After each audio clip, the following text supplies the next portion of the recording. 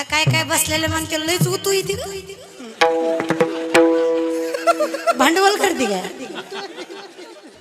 बोलणाऱ्याचं मला सगळंच माहित झालं.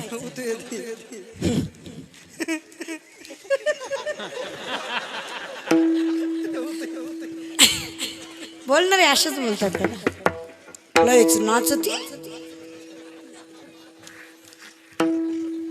माझ्या राजाच्या इतिहासाला भांडवल करायची गरज नाही, फक्त जाणीव आहे. वैद्य ने हमें बीमार लिख दिया, रोग पूछा तो हिंदू धर्म से प्यार लिख दिया. शुक्रगुजार रहेंगे हम उस वैद्य के जिसने दवा में छत्रपति शिवाजी महाराज का नाम लिख दिया. औषध तेच नशा, ही नशा उतरवायची ना औषध. आणि मी तर म्हणते इथं नाचावं, इथं नाचा नाही. आपली नाचतात ना, कलवरीकडं बघू बघू. जेवढी कलवरी सुंदर तेवढा डान्स भारी महाराज. भक्ती सतो माझ्याकडं मला भिकारी झाल्या नाचतेला ह्यांना काय भरोस केला ह्यांना फक्त वाजलं पाहिजे. अवघड आहे म्हणजे इथं नाचणं चुकतं तिथं नाचणं योग्य हे काही मला कळतच नाही दादा. म्हणजे पैसे घेऊन कीर्तन करणं वाईट आणि आम्ही पैसे घेत नाही हे सांगून मोठं बांधणं योग्य. कळलं त्यालाच कळलं. त्याच्यापेक्षा सांगून घेतलेले बरे ना दादा. चला या जागेवर या म्हणून तुम्हाला सांगते मागली फार अवघडात शिरू नका. फक्त व्हायचं आहे ना साधा परमार्थ. साध्या गोष्टी आम्हाला कळतच नाही दादा. आमचं फार अवघड झालं. म्हणजे मी तर म्हणते ह्यांना साधं काही कळतच नाही. मी असं नाही म्हणत की तुम्ही साधे अहो हित वर म्हणतं सोडा अभंग तर सोडा. ह्यांना साधी गाणी सुद्धा पटत नाही, अवघड गाणी. महाराज जुन्या काळातली जुन्या पिक्चर मधली गाणी सुद्धा गोड होती. तुम्ही ऐकलं आजोबा बरेच दिसत आहेत पुढे. जुनं सगळं गोड होतं, अर्थपूर्ण होतं, साधं होतं, समजेल असं होतं.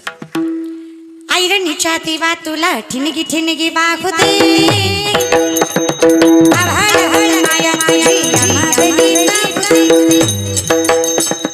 लक्ष्मीच्या हातात गौरी भारी भारी किडा किरपा तुझी आमावरी तुला किती राहते. आजकालची गाणी आजकालची गाणी नाही का ऐकली मी सांगू. लय ओमकार महाराज लय गोड गाणी.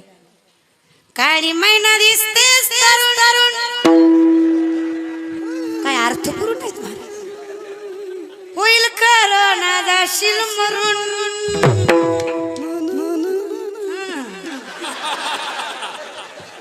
लोक तुला टाकत्याल घे ग प्रेम म्हणजे परमार्थाला काय आग लागते का. लय अवघड महाराज. मला म्हणजे असं कधी कधी वाईट वाटतं. आम्ही एवढा तुकाराम गाथा चालला तरी आम्हाला एवढे अवघड शब्द सापडले नाही. हे शब्द कोशात तरी कुठल्या गेले. आग बाय आग बाय आग बाय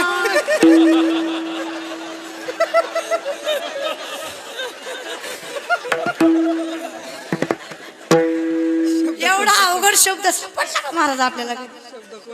तुकोबराला सापडलं नाही, नाथ बाबाला सापडलं नाही, नामदेव राहिले ह्याला सापडला कुठं. बरं हे कळतंय तरी बदाम बदाम कच्चा बदाम ह्याचा अर्थच काय मला अजून. अरे केव्हा पकायचा तुमचा बदाम पकेल कुठली.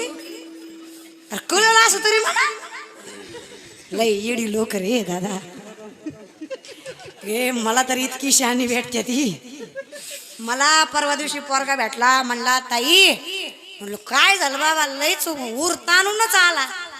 म्हणला तू एवढं कीर्तन करत बोंबलत फिरती मला एका प्रश्नाचं उत्तर दे. म्हणलं काय. म्हणला कृष्णानं बिना लग्नाचं प्रेम केलं तुम्हाला जमलं आणि तुम्ही आम्हाला म्हणता प्रेम करीत जाऊ नका. लाज वाटते तुम्हाला. पोरगा मला म्हणलं मग तोंडच गप झालं. म्हणलं आपण कीर्तन करून बोंबलत फिरण्यात मजाच नाही मामा. पोरं किती चुकीचा अर्थ काढतात आपल्या बोलण्याचा. पिक्चर टीव्ही मालिका हे जे तुम्ही पाहता ना दादा, ह्यात सत्य फार कमी असतं. मी सांगते, तुम्हाला जर वाटत असेल की कृष्णाने बिना लग्नाचं प्रेम केलं आणि त्यांचं प्रेम आणि आमचं, इथं बसलेल्या प्रत्येक पोराला वाटतो मी म्हणजे कृष्ण ती म्हणजे राधा. ही म्हणून हीच नाही, महाराज लोक सुद्धा राधा कृष्णाचे स्टेटस ठेवू बिया.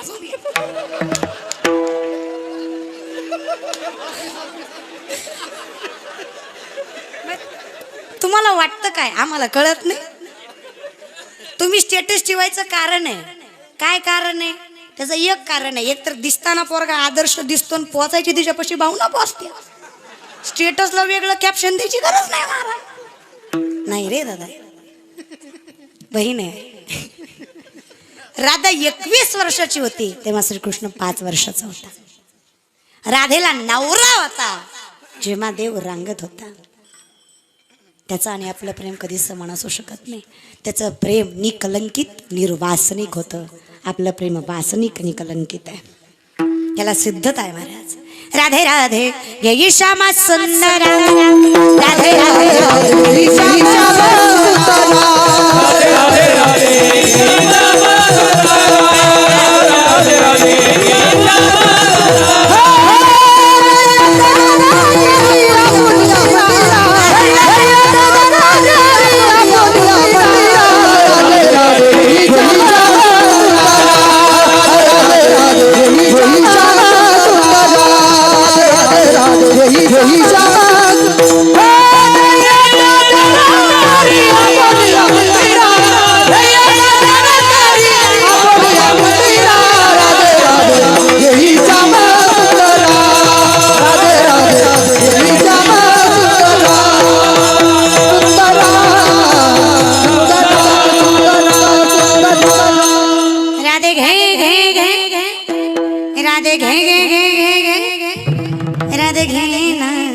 कडेवर घे या गोविंदा, कुठं घे कडेवर घे, कुठं नाही तुझ्या मंदिरात नाही. हे प्रेम आहे आणि ही भक्ती आहे.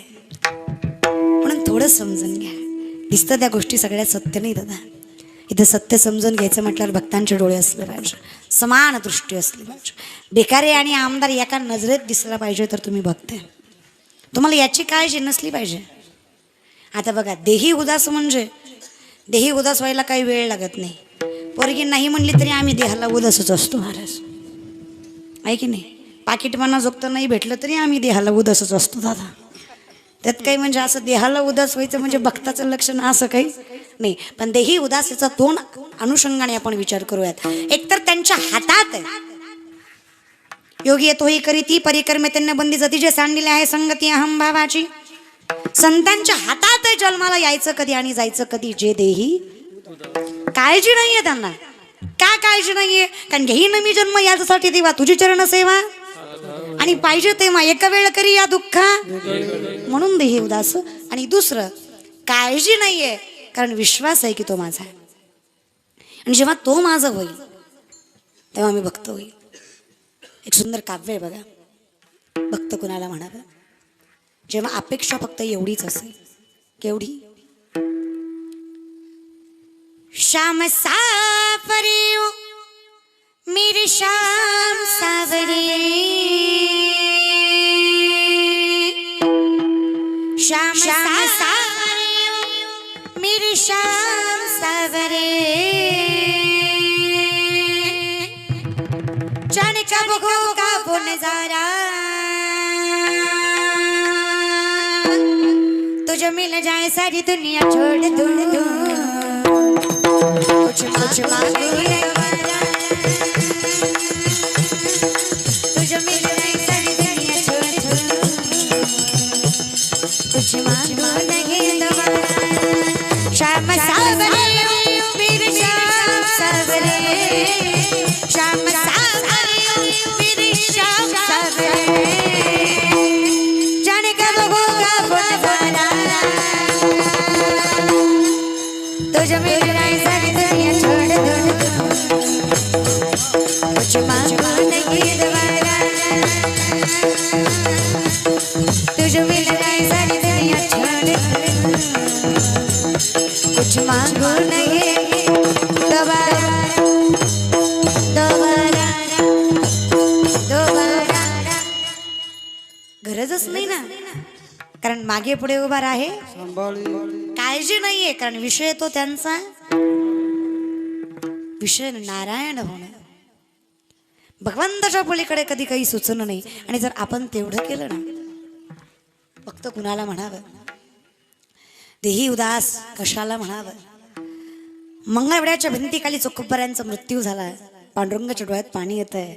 नामदेवला विचारतात, देव आहेस तू, रडतोयस? काय सांगू ना माझा चोखा गेला, विनंती माझी त्याची असती तरी माझ्याकडे घेऊन ये. नामदेवराय म्हणला, देव आहेस ना तू, कळत नाही तुला? हजारो माणसं मेली त्या भिंतीखाली, मी चोखोबऱ्यांची हाडं कशी ओळखायची? पांडुरंग सांगतात, खरंय तुझं नामा. प्रत्येक हाड कानाला लाव, ज्या हाडात न विठ्ठल विठ्ठल असा जयघोष येईल ना नामा, ते हाड माझ्या चोक्याचं असेल. जे देही उदास, कारण विषय तो त्यांचा. ह्या दोन अनुषंगाने भक्ताचं वर्णन करतात. म्हणून संत उत्तम आहेत, तुम्ही आम्ही मध्यम आहेत. आम्ही परमार्थ केला पण आपल्या हितासाठी, आपल्या स्वार्थासाठी. पण हे भक्त नाही. मग भक्त कोण? भक्त ऐसे जाणार जे देही उदास गेले आशा पाश. आशा तर ठीक आहे माऊली, 7 प्रकारचे पाश ज्यांनी निवारले. आशा ज्यांच्या ठिकाणी कल्पनाच नाहीये, काळजीच नाहीये, मागणीही नाहीये, तो भक्त. विषय तो त्यांचा झाला. एवढं सोपं नाही. विषय नारायण होणं, जीवाला विसरून परमार्थ करणं एवढं सोपं नाही. दिसतं तेवढं तर नाहीच नाही. ज्यांनी सर्वस्व भगवंताला, आपण पैशाला जास्त किंमत देतो. पण संत बारकोड सांगतात, आमच्यासाठी कसं आहे, विपदो विपदो नेव संपदो न च संपदा, विपदा विस्मरणं विष्णू संपन्न नारायण स्मृती. ज्याला तुम्ही विपत्ती समजता ती विपत्ती नाहीये, ज्याला तुम्ही संपत्ती समजता ती संपत्ती नाही. भगवंताला विसरणं ही खरी विपत्ती आहे, आणि भगवंताला मनात ठेवणं ही खरी संपत्ती आहे. हे त्याला जमलं ज्याचा विषय तो त्यांचा झाला. हे आपल्यासाठी अवघड आहे, कारण आपण पैशाच्या पाठी लागलेली माणसं आहेत. ऐका, आपण पैशाबाई गावात असा सरपंच केला ज्याला सही सुद्धा येईना. तुमच्यातला चांगला आहे, दुसरीकडला तो बिचारा अंगठा मारू मारू बेजार. मास्तर म्हणला सरपंच झेंडा वंदन, सरपंचाला राष्ट्रगीत पाठ नाही, ते ह्या करून उभं राहिलं. मास्तर म्हणला सरपंच झेंड्याची दोरी वाढा, सरपंच देशप्रेमी नव्हता, देशीप्रेमी होता. सरपंचाने इतकी भारी दोरी वडली, झेंडा खाली सरपंच वर गेला. मग तुमचे काय डोळे झाकलेले होते का रे? पैशाच्या पाठी लागलेलो. माझी विनंती आहे, पायाला हात लावून सांगते, इथून पुढं गावातला 15 ऑगस्ट 26 जानेवारीचा तिरंगा कुठल्याच पैशावाल्याच्या पदाधिकाऱ्याच्या हाताने फडकवायचा नाही. गावातला तिरंगा त्या कुटुंबाच्या हाताने फडकवा ज्या कुटुंबातला पोरगा आर्मीत आहे. तिरंग्याची जाण त्या कुटुंबाला भरायचं. त्या हातवर झेंड्यासाठी काय गमवावं लागतं. त्या आईला विचारा ज्यानं पोटचा गोळा दिला, त्या बापाला विचारा ज्यानं म्हातारपणाची काठी दिली, त्या बायकोला विचारा ज्यानं कपाळीचं कुंकू पुसलं, त्या लेकरांना विचारा. बापाच्या हाताला धरून जग बघायच्या काळात त्यांचा बाप जगाच्या रक्षणासाठी सीमेवर उभा होता. तुम्ही आम्हाला काय दादा, कधी कधी जे आपल्यासाठी मेले ना, ते बिचारे वर बसून विचार करीत असते, यहाँ कोई मरे वोटों के लिए तो कोई मरे नोटों के लिए, यहाँ कोई मरे वोटों के लिए तो कोई मरे नोटों के लिए. भगत सिंह सुखदेव भी सोचते होंगे हम भी मरे किन हरामजादों के लिए. कोणासाठी मेलो बाबा? यांच्यासाठी. काय केलं दादा आम्ही समाजासाठी? काहीच नाही. आमचं कर्मही सत्य नाही आणि आम्ही परमार्थ करतो. थोडी प्रामाणिक राहा, थोडी प्रामाणिक राहा. फार नाही पण कमीत कमी थोडे तरी प्रामाणिकपणा असू द्या. आणि जर तुमच्याकडे प्रामाणिकपणा नाही ना, मी परमार्थ करू शकत नाही. थोडे सत्याने वागा, खऱ्याला खरं म्हणत जा, खोट्याला खोटं म्हणत जा. पटलं नाही तर नाही म्हणत जा, होय तर होय म्हणत जा. आमचं तसं नाही दादा, मी तोंडावर फक्त गोड बोलतो. आणि हे ज्याला जमलं ना त्याला संत होतात. नाथबाबा सांगतात, काय करू तोंडावर आहे न ऐकती, तो का म्हणे मेलो सांगता. हे संतांनी तोंडावर सांगितलं. आणि संतांकडे प्रामाणिकपणा होता. संत कधीच म्हणले नाही माझ्या पाया पड तुला लेकरू होईल म्हणले, पण संत प्रामुख्याने म्हणले नवसे कन्या पुत्र होती तरी का करणे लागे पती. अरे नवसानच लेकर झाली असती, लग्न काय बॉम्बलाई केली असती का? कळलं त्यालाच कळलं. कोणी शिकवला तुम्ही हा परमार्थ? फार साधा दादा, फार फार सोपा आहे. नामसंकीर्तन साधन पै सोपे जळतील पापे क्षणमांतरी. मग एवढ्या सोप्याला अवघड करू नका. थोडे डोळे उघडा, पहा, दिसतंय पण बोला. आपलं कसं आहे, सत्ते पुढं शहाणपण चालत, पण असं नसलं पाहिजे. खंबीरपणे उभे राहा. आणि एकदा तुम्ही उभे राहिलात ना, निर्वाणी गोविंद असे मागे पुढे, निर्वाणी गोविंद असे मागे पुढे, निर्वाणी गोविंद असे मागे पुढे, निर्वाणी गोविंद असे मागे पुढे, निर्वाणी गोविंद